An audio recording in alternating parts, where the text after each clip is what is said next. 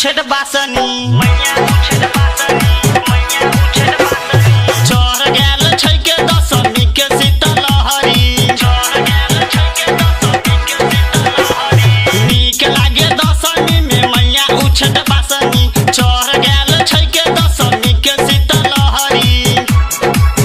दुर्गा मैया के जल चढ़ाएंगे दुर्गा मैया को जल चढ़ाएंगे और दशमी में 10 दिन जाएंगे दुर्गा मैया को जल चढ़ाएंगे और दशमी में 10 दिन जाएंगे। बोला बोला जोता वाली मैया की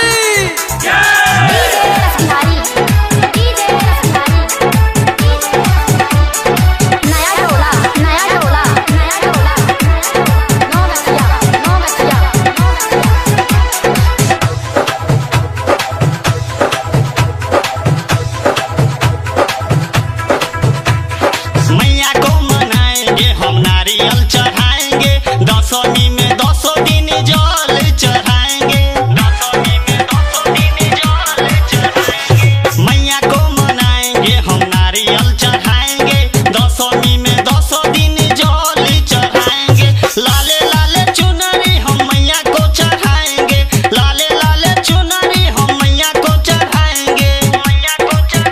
दुर्गा मैया को जल चढ़ाएंगे दुर्गा मैया को जल चढ़ाएंगे और दशमी में 10 दिन जाएंगे दुर्गा मैया को जल चढ़ाएंगे और दशमी में 10 दिन जाएंगे।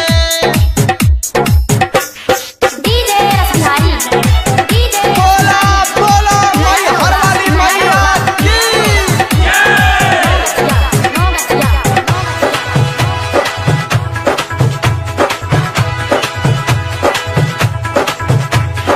राजा बिहारी पकड़िए नहीं दया राइटर सनोज के लेने एली जोहरे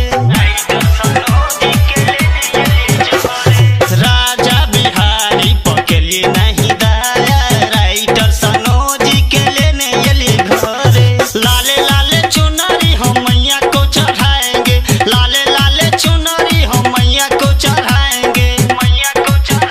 हम दशमी में 10 दिन जाएंगे दुर्गा मैया को जल चढ़ाएंगे और दशमी में 10 दिन जाएंगे दुर्गा मैया को जल चढ़ाएंगे और दशमी में 10 दिन जाएंगे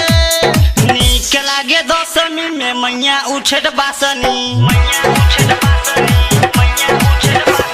चढ़ गेल छै के दशमी के शीतलहरी नीक लागे दशमी में मैया उछट बासनी चढ़ गेल छै के दशमी के शीतलहरी